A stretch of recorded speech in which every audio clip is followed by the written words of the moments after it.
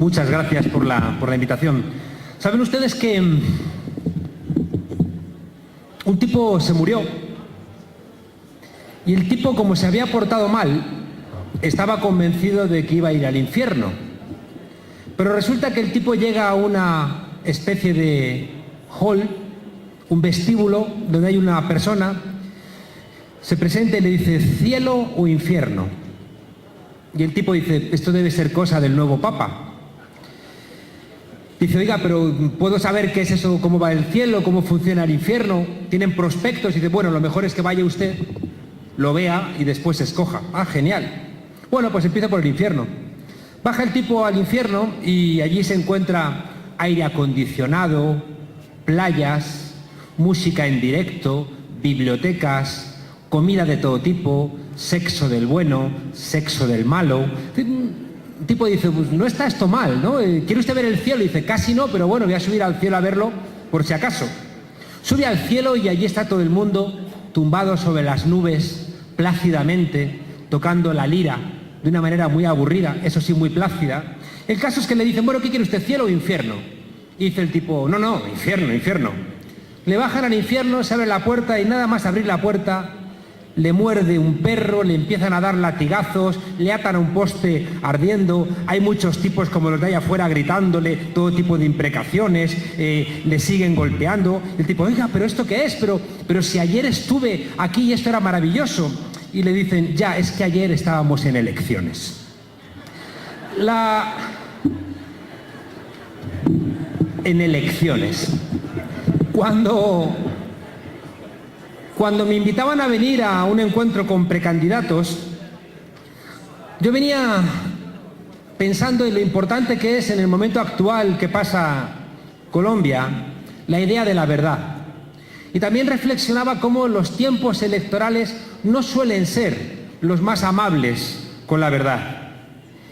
Y en cualquier caso decidí aceptar la invitación, por un lado porque creo que nada de lo que pasa en Colombia es ajeno a lo que nos pasa también en España y en Europa. Y en segundo lugar porque creo que tenemos que ayudarnos entre todos. Y una de las cosas para mí más evidentes es que nos cuesta mucho trabajo entendernos porque nos cuesta mucho trabajo vernos desde fuera. Yo le digo siempre a mis alumnos el primer día de clase que intenten ser como Neo al final de Matrix 1. Matrix 3 la cosa se complica. El pez sabe lo que es el agua cuando lo han pescado y ahí me temo que ya es un poco tarde. Yo entendí España cuando me fui a estudiar a Alemania y terminé de entenderla cuando vine a América Latina y desde esos dos polos entendí mi país. Si me hubiera quedado en España me hubiera resultado profundamente entender lo que pasaba y seguramente hubiera caído al final en alguna suerte de melancolía. En cambio, cuando uno viaja afuera, encuentra las cosas buenas de su propio país, las cosas malas, ejemplos, nos permite vernos desde fuera y de alguna manera lo que vengo aquí a compartir con ustedes es la posibilidad de contarles algunas experiencias que les ayuden no a imitar por ningún modo lo que nosotros hicimos, sino intentar de alguna manera funcionar como una piedra de toque que les sirva a ustedes verse desde fuera.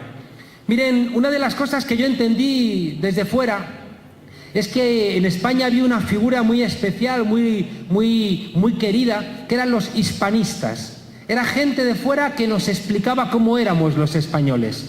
Y ahí un autor, Eduard Said, un palestino, tiene un libro que se llama Orientalismo, donde explica que cuando te cuentan desde fuera, de alguna manera te están etiquetando. Y en ese libro yo entendí que los británicos, los franceses, los alemanes que explicaban en España, de alguna manera estaban mirándonos desde unos ojos que nos hacían subalternos a esos países. Después leí a Eduardo Galeano, que decía que en tanto en cuanto los leones no tengan sus propios historiadores, la historia de las cacerías la seguirán escribiendo los cazadores. En ese sentido era obligatorio que nos escribamos nuestra propia historia y que no asumamos que nadie desde fuera tiene que explicarnos cómo somos. Cuando de repente decidí explicarme a mí mismo quién era, me enfrenté con algo que es, creo, lo más importante que puedo compartir con ustedes en este momento, lleno de retos, no lleno de problemas, lleno de retos. que es Colombia. Y ahí entendí que el suceso más celebrado de mi país tenía mucho de mentira. Me refiero a la transición. Mis maestros habían venido aquí a Colombia a explicarles la transición como si fuera algo que tendrían ustedes que imitar puntualmente, como si realmente los pueblos pudieran imitar lo que ocurre en otros sitios. ¿Cuántos errores se han cometido en esa dirección? Leía recientemente un libro, saben que se celebra el 100 aniversario de la Revolución Rusa en octubre, y leía un libro cómo los marxistas rusos habían leído a Marx y habían establecido que la revolución se hacía en etapas y que la revolución socialista no podía venir si no venía antes la revolución burguesa.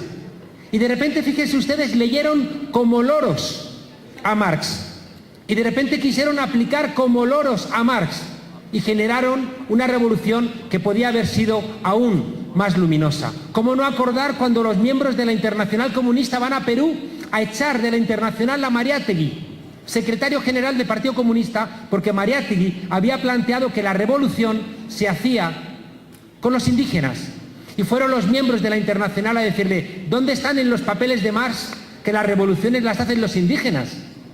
A lo cual Mariátegui dijo: pero es que aquí la gente, el 85% son indígenas. Ya, pero ¿dónde dice Marx que la revolución se hace con los indígenas? Por tanto, fíjense ustedes, algo muy relevante es que deben saber que no hay catecismos, que nadie tiene ningún tipo de fórmula matemática que puedan ustedes aplicar para responder y obtener los mismos resultados que se han obtenido en otros países. Y fíjense que creo que es lo más importante que quiero compartir con ustedes. El problema en España no fue la transición, sino el relato de la transición. Lo importante no fue lo que ocurrió durante aquellos años a la muerte de Franco y hasta la reconstrucción de la democracia. Lo importante es el relato de la transición, porque ese relato dejaba fuera de foco a la gente que realmente hizo la transición, y en ese relato de repente se ensalzó al rey, a Felipe González, a Suárez, y los verdaderos actores de la transición quedaron fuera de foco. Y les digo algo que creo que también es válido para Colombia. Tan importante como el proceso de paz es el relato sobre el proceso de paz. Y si el relato lo construyen los que están dando voces allá afuera, es bastante probable que el proceso de paz no llegue a buen puerto. Las cosas existen cuando se les pone el nombre, y las cosas existen en tanto en cuanto se les pone un nombre. Y si los que están allá afuera le ponen el nombre al proceso de paz, el proceso de paz difícilmente llegará a buen puerto. España cometió un profundo error, y es que se acostó franquista y se levantó demócrata. Y de repente decidimos explicar el pasado sobre la base de la amnesia, sobre la base del olvido. Y eso es un profundo error. ¿Saben ustedes por qué? Porque es imposible en Europa y también aquí en América Latina que seas demócrata si no eres antifascista. Es imposible que seas demócrata si no tienes una posición clara en contra de los enemigos de la democracia. Estas cosas, como les decía, son las que me llevan a venir aquí, porque como bien decía nuestro anfitrión, la democracia se ha hecho global. Y no tiene sentido que las minorías no tengan ningún tipo de dificultad para juntarse, en cambio las mayorías cada vez estemos más fragmentadas. No tiene ningún sentido que las minorías que se están quedando con el mundo, piensen ustedes que apenas 60 personas tienen la mitad de la riqueza del mundo. 60 personas. Qué fácil es que se reúnan en Davos, en Suiza, en el Club Bilderberg, en la Organización Mundial del Comercio, en el Fondo Monetario Internacional, en la Organización Mundial del Comercio, y en cambio las mayorías, ¿dónde demonios nos juntamos? Las minorías cada vez están más reunidas, cada vez encuentran mayor facilidad para compartir sus intereses, y las mayorías cada vez estamos más fragmentadas. Y eso es el corazón de buena parte de los problemas que tenemos, porque allá afuera hay solamente 6 personas dando voces, y 6 personas son capaces de hacer que fracase una reunión importante para discutir la necesidad de buscar puentes de diálogo. Hay un poeta alemán, Erich Fried, que cuenta que regresaron 10.000 soldados derrotados, y cuando rindieron cuentas a sus oficiales y fueron preguntados por qué han sido derrotados ustedes, que eran 10.000 cuando solamente el enemigo eran 10 personas. ¿Cómo es posible que eso ocurriera? Y el soldado abatido dijo: ya, es que nos rodearon. Al final nos estamos dejando rodear por minorías y la única posibilidad es que no somos conscientes de que somos más que ellos. En la Grecia clásica, los esclavos tenían prohibido vestir todos de la misma manera, porque si vestían todos de la misma manera, se notaba que eran más que sus amos. Tenemos que hacer la reflexión de todo aquello que nos une. Y creo que si eso lo hacemos, de repente, esas minorías se darán cuenta de que son precisamente eso, minorías. Creo que, como les planteaba, el proceso de paz en Colombia ayuda a mi país. El proceso de paz en Colombia, el que se lance un mensaje de que un país roto, quebrado, ha podido solventar sus problemas, nos lanza un mensaje a los demócratas de todo el mundo. Y al revés, el fracaso de ustedes también forma parte del fracaso de las fuerzas del cambio. ¿Saben por qué? Porque hay una coalición internacional de sinvergüenzas. ¿O es que acaso no se dan ustedes cuenta? ¿No se dan ustedes cuenta de que las coaliciones en torno a, por ejemplo, Donald Trump conducen a la ruina? ¿Vamos a seguir creyéndonos que había armas de destrucción masiva en Irak? Y gente honesta creyó que había armas de destrucción masiva en Irak. ¿Y cómo está hoy Irak? Vean los recientes vídeos de Mosul. Y también nos creímos las mentiras de Siria, y ahí está Siria devastada. Y nos creímos las mentiras de Libia, y ahí está Libia devastada.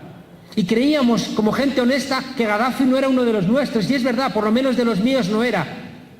Pero fíjese la solución que buscaron estas coaliciones en torno a esos sinvergüenzas que también aquí están en contra del proceso de paz. Creo que es muy relevante, por eso insisto, que hagamos el esfuerzo de salirnos de nosotros mismos y entender que las luchas de los diferentes lugares del mundo también forman parte de nuestras luchas. Y que yo sería un necio si no entendiera que el proceso de paz en Colombia es parte de mi proceso de paz. El relato de la transición en España no coincide con lo que realmente pasó. ¿Y saben cuál fue el problema? Que nos relajamos y entregamos a otros poetas el relato de la transición. ¿Y saben qué ocurrió? Que en ese relato de la transición, por ejemplo, desaparecieron los 300 muertos que hubo entre la muerte de Franco y la aprobación de la Constitución de 1978. Y esos muertos desaparecieron de foco. Miren, ahora mismo en España, el gobierno de mi país tiene a 800 cargos del Partido Popular imputados por corrupción. 800 cargos del Partido Popular están imputados por corrupción. El presidente de mi país, Mariano Rajoy, hace un par de semanas ha tenido que comparecer delante del juez como testigo ante una acusación con muchas pruebas de corrupción del Partido Popular. En mi país, un juez ha establecido que el Partido Popular que gobierna en mi país es una organización para delinquir.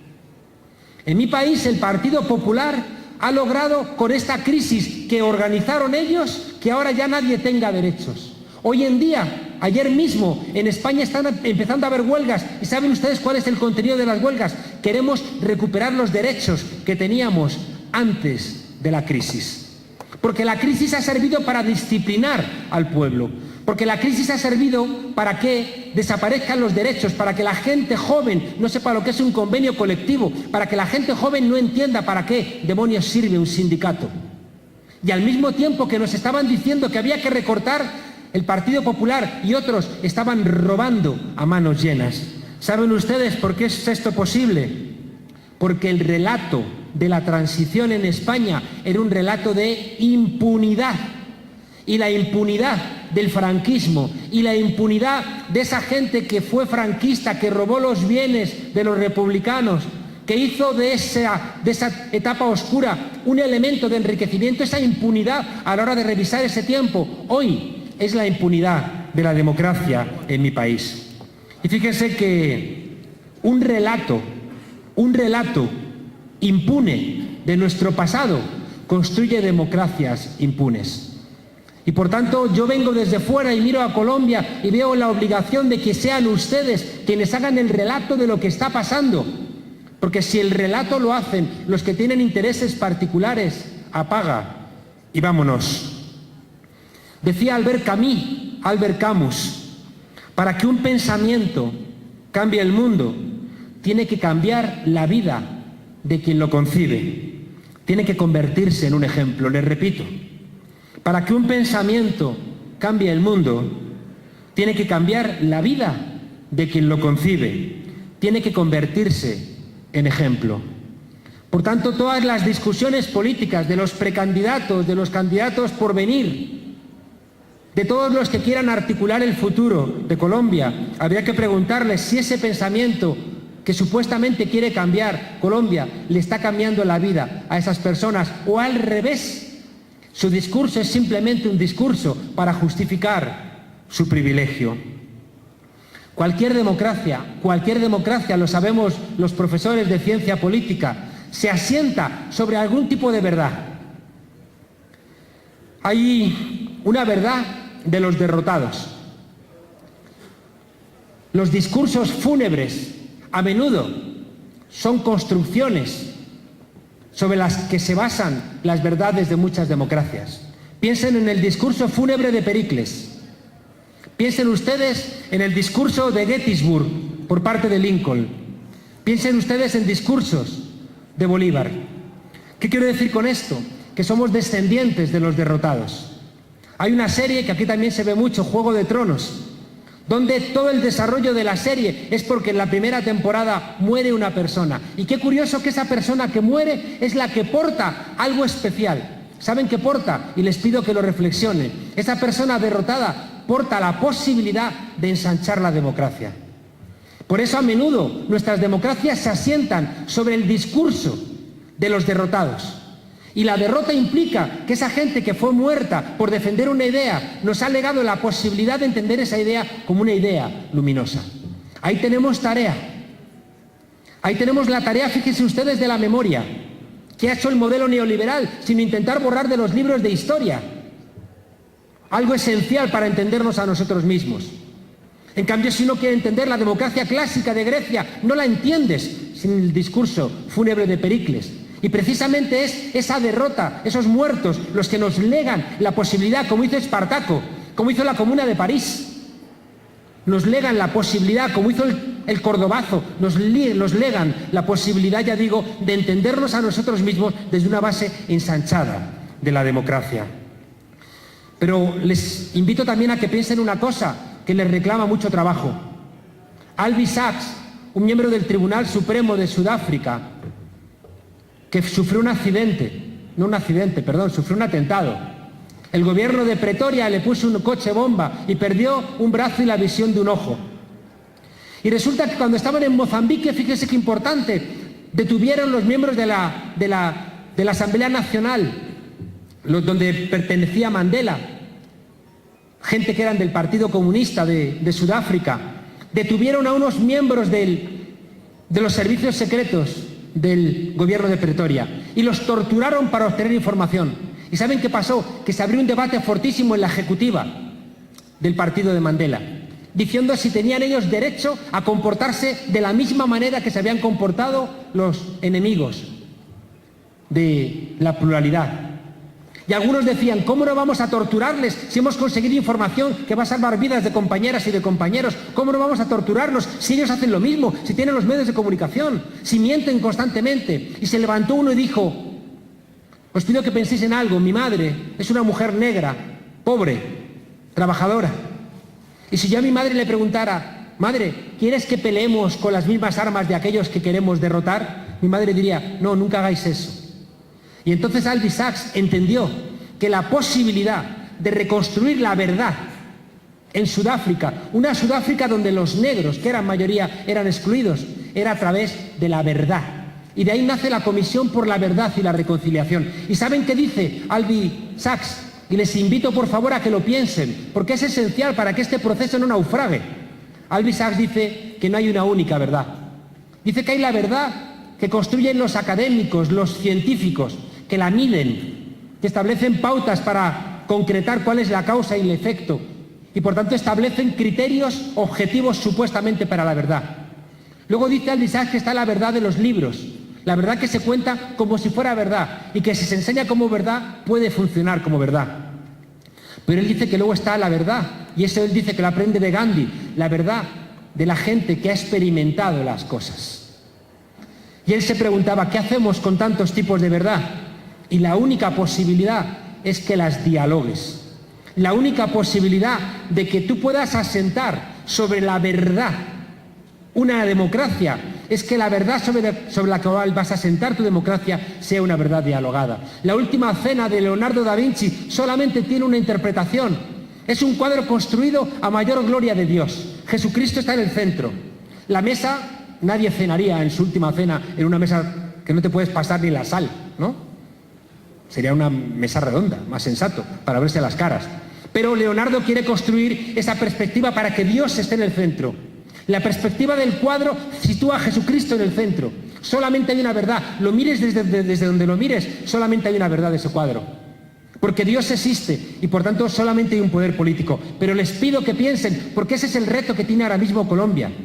Les pido que piensen cómo pintaría ese cuadro hoy Picasso.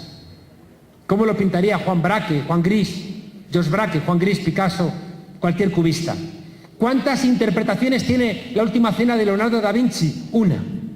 ¿Cuántas interpretaciones tiene la última cena pintada por Picasso?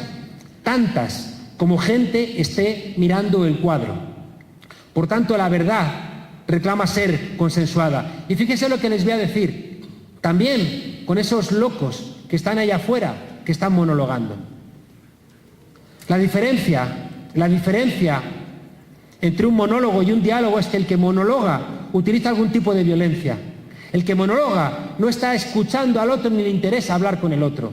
El que viola monologa, el que daña monologa, el que miente monologa. En cambio, el que dialoga está reconociendo al otro. Hamlet estaba loco de atar, hablando solo con la calavera. En cambio, Don Quijote no estaba loco porque hablaba constantemente con Don Quijote, con Sancho Panza. Por tanto, fíjense ustedes, el diálogo, incluso con la parte de verdad que tengan esos locos de allá afuera, es una obligación de una democracia que quiera asentar una verdad que sea duradera. Ayer podía plantear que, en un acto, que seguramente no encuentro políticamente nadie más alejado de lo que yo pienso políticamente que el uribismo. En cambio, entiendo que para construir la democracia en Colombia hay que escuchar las razones del uribismo. A menudo le echamos las culpas a los pobres de votar a sus verdugos. A menudo la izquierda ha regañado a mayorías que de repente votan a sus verdugos. Y lo hemos hecho en Europa. La izquierda sacó a los proletarios de su condición miserable después de la Segunda Guerra Mundial en el año 45. ¿Y qué hicieron esos proletarios? 30 años después, 30 años, nada, votaron a Margaret Thatcher. Y Margaret Thatcher, 30 años después, Margaret Thatcher rompió los derechos que habían conseguido. Podemos pensar que se torcieron. Yo prefiero pensar que hicimos mal las cosas nosotros. Prefiero, en vez de echar las culpas a otros, pensar que hemos hecho mal. Estuve hace 3 meses en España, en Sevilla, con Dilma Rousseff. Y le decía, Dilma, tú, Lula, el PT, los movimientos sociales, sacasteis a 32 millones de personas de la pobreza de Brasil. Pero te acaban de dar un golpe de Estado. ¿Dónde estaban esos 32 millones de personas en la calle defendiendo la legalidad y la legitimidad de tu gobierno? ¿Cómo es posible que salgan por el esfuerzo de los gobiernos de la izquierda 32 millones de personas en Brasil, 70 millones de personas en América Latina, y esa gente luego no esté en las calles defendiendo a los gobiernos que les han sacado de la miseria? Algo estamos haciendo mal. Creo que, como les decía antes, todos tienen algún tipo de verdad. Y si no escuchamos la verdad de los que nos adversan políticamente, corremos el riesgo de que después perdamos referéndum, aunque estemos cargados de profundas razones filosóficas o políticas. Déjenme terminar planteándoles que el éxito de Podemos como partido político en apenas 3 años, 5 o 6 millones de votos, 71 diputados, sin pedir dinero a los bancos, que hemos quebrado el sistema político bipartidista que llevaba más de un siglo funcionando incluso bajo la dictadura, con la misma lógica. En España lo hemos quebrado. ¿Y saben ustedes por qué lo hemos quebrado? Les ruego que tomen nota, porque a veces nos hacen preguntas que son equivocadas. Podemos no es un partido político que haya surgido de las mentes brillantes de 4 profesores de ciencias políticas. Podemos surge del movimiento de los indignados. Y si Podemos existe es porque previamente hay un movimiento de gente en la calle que dice: hasta aquí hemos llegado. Ese movimiento indignado no era un movimiento que portaba respuestas, portaba preguntas. 2 preguntas apenas. El movimiento de los indignados le preguntaba a la democracia en España: ¿por qué no me representas? Y le preguntaba a la economía, y el artículo 1 de la Constitución de mi país dice que España es un Estado social. Y le preguntaba: ¿por qué me tratas como una mercancía? Y bastaron esas 2 preguntas: ¿por qué me tratas como una mercancía? ¿Y por qué no me representas? Para que de repente el emperador se viera a ojos del conjunto de los españoles como desnudo. Y les ruego que tomen nota. ¿Saben qué consiguió el movimiento de los indignados? 2 cosas que creo que están pendientes aquí en Colombia. No me pregunten con cómo demonios se construye un partido político como Podemos. Hay gente por ahí intentando copiar el nombre, intentando a ver si así. Me preguntan: ¿qué tenemos que hacer? Les digo: estamos construyendo unas pastillas que te las tomas y se hace todo el mundo de Podemos. Las disuelves en el agua y ya está. Pero es mentira. ¿Saben ustedes qué consiguió el 15M, el movimiento 15 de mayo? 2 cosas. Repolitizar a la sociedad española. Y lo segundo, construir un relato alternativo al relato neoliberal. Y sobre esa repolitización y sobre ese hecho incontrovertible de que había un relato alternativo, nosotros pudimos construir Podemos. Con una lucha constante entre ser rehenes de ese chiste que les contaba al principio, de convertirnos en un partido político que seguramente se acuerda de ustedes solamente una vez cada 4 años cuando hay elecciones, o construir un partido político que sea también un movimiento social. Y nosotros decidimos que había que entrar en las instituciones, porque el modelo neoliberal se ha articulado desde las instituciones, también desde los centros de poder mediático, de las universidades, de las revistas, claro, también desde ahí, pero sobre todo desde el aparato del Estado. Y por eso nosotros decidimos dejar la calle y subir a los aparatos del Estado, porque era desde ahí, desde donde podemos tener las palancas y las herramientas para transformar las cosas. Y les dejo 5 ideas para que las piensen, simplemente, porque son el corazón de lo que hemos hecho en Podemos. Y me temo que están en la base, aplicadas a cada país según su real saber y entender y su real correlación de fuerzas. Por esto que les voy a plantear forman las preguntas que creo que hay que hacerse para reinventar la posibilidad de la emancipación. Este acto que tiene que ver con que la gente que apuesta por la paz en Colombia se fije en lo que les une y no en lo que les separa. Que en un momento muy peculiar de la historia de Colombia, donde tienen ustedes la posibilidad de refundarse, porque sin paz no te puedes refundar.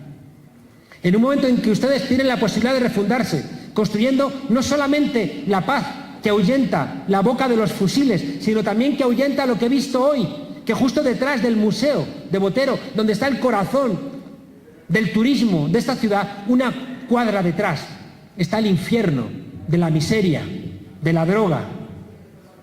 Detrás de la plaza de Botero he visto una palabra de Colombia que siempre me ha estremecido: los desechables. Cuando si un ser humano es desechable, ya lo has matado.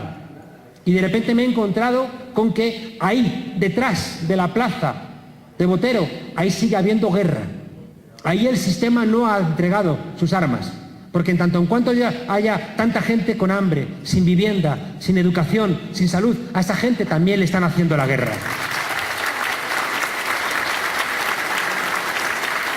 Y termino, les decía, Les planteo 5 cosas para que las piensen por si acaso les sirviera para algo. Son 5 lógicas, 5 ideas que yo creo que cualquier formación política que quiera reinventarse en el siglo XXI tiene que pensarlas. La primera es la lógica indignada. La lógica indignada que tiene que ver con las primaveras árabes. No nos las inventamos nosotros, vienen de las primaveras árabes. Nosotros, europeos, primer mundo, imitamos a la primavera árabe. A ciudadanas, porque fueron primero ciudadanas trabajadoras las que comenzaron las primaveras árabes. Fíjese que la lógica indignada es una lógica sin partidos. Es una lógica ciudadana, es una lógica horizontal, es una lógica de construir un nuevo relato, es una lógica donde nadie baja línea. No hay la vanguardia del proletariado de toda la vida de Dios, de la izquierda, sino que es horizontal. Y es precisamente en esa horizontalidad del movimiento indignado que existe la posibilidad de que la gente se politice. Si de repente no hay participación, la gente no se va a politizar. ¿Cómo es posible? Me van ustedes a perdonar. ¿Cómo es posible que el tema de la paz esté en el puesto número 12 del interés de los colombianos y de las colombianas? No me lo creo. No me lo creo. Estoy convencido de que les pasa lo que nos pasó a nosotros cuando se murió Franco, que el dolor era tan intenso que pretendimos aparcarlo en un rincón de nuestro cerebro para no confrontarlo. Pero cuidado, hay una canción que despreciamos de Alaska y los Pegamoides, que era como el símbolo de esa explosión de alegría, la muerte de Franco, donde ya nos olvidamos de la dictadura, nos olvidamos de los 200.000 fusilados por Franco, nos olvidamos de toda la gente que se tuvo que exiliar o que estuvo en la cárcel. Y de repente Alaska y los Pegamoides decía: muevo la pierna, muevo el pie, muevo la tibia y el peroné. Una letra muy inteligente. Una letra que decía: divertíos y olvidaos. España es una fiesta, dejaos de memoria. Y precisamente esa mentira es la que permite que hoy mi país esté gobernada por un partido corrupto que está vaciando de derechos nuestra democracia. Por tanto, fíjense ustedes, la lógica del movimiento indignado es la lógica que impide que pase eso. ¿Saben por qué? Porque no hay nadie bajándote línea, es el propio pueblo dándose a sí mismo sus propias explicaciones. En el 15M, yo era profesor de ciencia política, no se me ocurrió ni una sola vez corregir a nadie y decirle: ese artículo no es así, eso ya está en la Constitución, eso ya hay una ley. No cometí ese error, ninguno cometimos el error, porque el pueblo que no había estado politizado tenía la obligación, y lo estaba haciendo, de encontrar su propia solución. Por tanto, tenemos una primera invitación: que sea el pueblo quien construya ese relato nuevo que le va a permitir repolitizarse. Y entonces en esa repolitización les aseguro que va a estar en los primeros puestos el tema de la paz. El segundo elemento, creo que es esencial que recuperemos la lógica del Foro Social Mundial. Hemos perdido el internacionalismo. De repente, fíjense ustedes, esa minoría privilegiada está construyendo mentira tras mentira.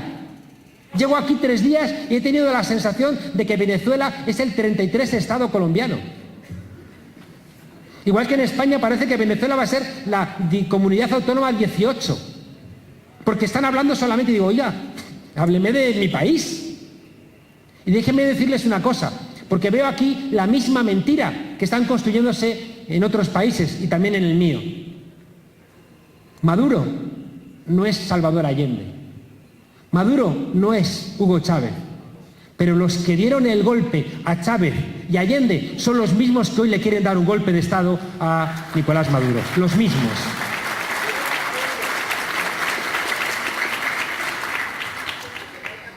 Hay algo que les invito a que lo desarrollen: la lógica Wikipedia. Trasladar a la política la lógica de la Wikipedia. Saben ustedes que la Wikipedia es una enciclopedia hecha con trabajo voluntario. 24 millones de trabajadores y trabajadoras voluntarias haciendo la enciclopedia más importante del mundo. ¿Saben cuál es la diferencia entre la Wikipedia y Twitter? Porque Twitter es un vertedero. En cambio, Wikipedia no. La diferencia, ¿saben en qué está? En que en Wikipedia hay un comité de gente que filtra. Pero cuidado, cuidado. Y esto se lo digo a los partidos políticos. Los que hacen de filtro en Wikipedia no pueden coartar la libertad de esos 24 millones de ciudadanos que están haciendo voces. Esos filtros lo que tienen que evitar es que el Estado de Israel construya una voz donde ellos son unos benditos y los palestinos son unos terroristas. O que de repente las empresas construyan voces que solamente benefician a sus intereses económicos. Ahí es necesario que exista ese filtro, pero dése cuenta la complejidad. Tienes que hacer de filtro, que es una cosa vertical, pero tienes que ser capaz de mantener la horizontalidad de Wikipedia. Y esto, fíjense ustedes, está en el corazón de Podemos y está en el corazón de todo lo que he visto avanzado de política emancipatoria. Y no digo de política de izquierda, digo de política emancipatoria. Tenemos que ser capaces de convivir siendo verticales y horizontales. Tenemos que ser como la luz al tiempo, onda y partícula. ¿Y cómo cabalgamos las contradicciones, como dice Álvaro García Linera? Con mucha deliberación. Vamos a tener que ser partido político, pero también movimiento. No podemos ser solamente partido, porque el partido está inscrito en los estados que son representativos. Y cualquier partido político, en el momento en que entra en el estado, si no tiene esa base horizontal, es devorado. ¿Lo vamos a terminar de entender o no? He visto revolucionarios devorados en 3 meses por los aparatos del Estado. Mis propios compañeros de Podemos me lo dicen, yo soy el único que no tiene cargos. Y la gente dice, qué tonto que no tienes cargos, y digo, qué listo, que no tengo cargos. A ellos les veo devorados. Y tiene que ser la sociedad civil, tiene que ser la parte no partido del partido que nos hemos inventado, que son los círculos, quien presione para que el partido no se burocratice. Recuerden lo que decía Rosa Luxemburgo, el partido sustituye a la sociedad, el comité central sustituye al partido y el secretario general sustituye al comité central. Al final, el secretario general sustituye a la sociedad. Y eso en el siglo XXI no funciona. Por tanto, fíjense que lo que les estoy trasladando es que un debate de precandidatos es también un debate de un pueblo que se precandidatea. Y que no va a funcionar ningún partido va a aportar novedades si realmente no tiene detrás pueblo, que no sea pueblo acarreado. Y por eso les decía la importancia que previa al partido esté el movimiento social. Porque si no, la propia lógica cotidiana de la política termina devorándote. Y ya no os digo nada si encima le pides dinero a los bancos para financiarte. Termino de verdad. Penúltimo elemento que nosotros entendimos que era esencial, construir liderazgos, en plural, no liderazgo, liderazgos. No vale el modelo tradicional de la izquierda leninista, donde hay un líder que baja línea y los demás obedecen. Eso ya no vale. ¿Saben por qué no vale? Porque ni politiza ni construye un relato que la gente asuma como propio. Fíjense lo que les estoy diciendo, liderazgos. ¿Y saben de dónde vienen esos liderazgos? De la sociedad civil. ¿Quién es la alcaldesa de Barcelona ahora mismo? La alcaldesa de Barcelona, en España, es una líder del movimiento contra los desahucios en España. Una mujer que, cuando era la campaña electoral, le sacaban fotos de la policía deteniéndola, porque ella ponía su cuerpo para frenar desahucios. Ese liderazgo de Ada Colau es un liderazgo que el pueblo lo identifica, porque lo ha visto construirse de abajo arriba. No ha aparecido de repente en unas elecciones para que la gente lo vea con motivo de la campaña electoral, sino que ha emergido de las propias necesidades de la ciudadanía. La alcaldesa de Madrid es una jueza que se caracterizó por la lucha, por la limpieza del mundo judicial, etcétera, etcétera, etcétera. Por tanto, fíjense ustedes, una sociedad politizada y una sociedad consciente es una sociedad de la cual van a emerger liderazgos que molestan a los partidos, porque los partidos a menudo encuentran la gratificación del esfuerzo que hacen sus militantes en que van a ser elegidos finalmente cargos.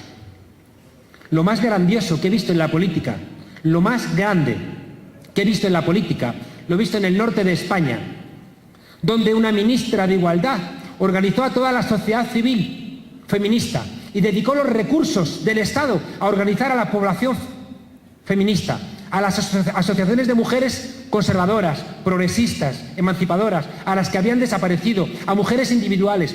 Y una vez que las organizó, les dijo, me gustaría que os organizarais un poquito más para que hicierais vosotras la ley de igualdad. Pero os pido una cosa, que la presidencia de este foro lo tenga la sociedad civil. Y yo, que soy la ministra de Igualdad, voy a tener la vicepresidencia. Fíjense qué diferencia de hacer política. El Estado organizando a la sociedad civil, bajándole los recursos y estando solamente ahí para ayudar. Cuando yo pedí a mi padre que me enseñara a nadar, me agarró por una pata y por un brazo y me echó a la mitad de la alberca. Buena parte de los traumas que ustedes ahora mismo ven en mi persona tienen que ver con aquel suceso infantil. Cuando le pedí a mi madre que me enseñara a montar en bicicleta, si yo iba solo, me dejaba, pero si me iba a caer, me agarraba. Es la diferencia entre una política paternalista y una política maternalista. Y no es extraño, y me van a perdonar, que en esta mesa estemos solamente sentados hombres. No es extraño. Sinceramente, no es extraño. No es extraño. Y por tanto, fíjense ustedes, eso que digo que hizo esta ministra de Igualdad es política maternalista. Que la sociedad civil va sola, la dejas. Que no va sola, la ayudas. Es esa parte que os decía de Wikipedia, que está ahí para ayudar, no para controlar, no para fiscalizar, sino para ayudar a que las cosas lleguen a buen puerto. Y lo último, y para que vean que es verdad que es lo último, cierro el cuaderno, es que nosotros partimos de la derrota. Nosotros partimos de la derrota. Cuando nosotros decidimos hace 3 años y medio poner en marcha Podemos, entendimos que la izquierda había sido derrotada desde los años 70 y que no podíamos seguir viviendo de nostalgias, que no podíamos seguir mirando el futuro como si el futuro estuviera en el pasado. Y había que entender, fíjense ustedes, que el modelo neoliberal, ese modelo que vivimos donde todos somos empresarios de nosotros mismos, ese modelo es un sentido común, que la gente lo vive como si fuera una verdad. Si estamos luchando contra un sentido común, podemos explicar por qué nos cuesta tanto la lucha hoy en día, que es mucho más difícil que hace 20 años. Ahora, para cargarte un país no tienes que bombardear el Palacio de la Moneda como hicieron con Allende. Tú puedes cargarte a Dilma Rousseff con un golpe de Estado parlamentario y unos cuantos jueces corruptos. Para conquistar un país no tienes que arrancar la barrera aduanera entre Alemania y Polonia como hizo la Wehrmacht en el año 39. Puedes poner de rodillas y saquear Grecia sin tener que pegar ni siquiera un tiro. Por tanto, fíjense ustedes, nosotros entendimos que vinimos de una derrota y eso nos obligó, ¿saben a qué? A replantear todos los lugares de la izquierda. Todos los lugares de la izquierda. ¿Y saben qué decidimos? Que a nosotros la derecha no nos iba a hacer las cuentas. Que a nosotros la derecha no nos iba a explicar cómo son las cosas. Y que íbamos a enfrentar nuestros propios errores. Nosotros íbamos a enfrentar nuestros propios errores, porque de otra manera era imposible crecer. Y saben que entendimos también en Podemos que los partidos políticos son realidades del siglo XX y que en el siglo XXI están viejitos, como los periódicos, como los sindicatos, como las universidades. Y eso no significa que no sean esenciales los sindicatos, los partidos, los periódicos, las universidades. Significa que están viejitos. ¿Y saben quién los está sustituyendo? El mercado. Y el mercado es el corazón del modelo neoliberal y de esa minoría que al final nos convence de que ellos tienen la razón. Y al final los pobres votan en Estados Unidos en contra de una seguridad social financiada por el Estado. Tenemos que repasar el papel de los partidos políticos y reinventarlos, porque si no, no vamos a ser capaces de estar a la altura de lo que hace el enemigo. El enemigo está en el Big Data, está en la viralización de las redes, está en el neuromarketing y nosotros leyendo a Rosa Luxemburgo. No me jodan. No me jodan.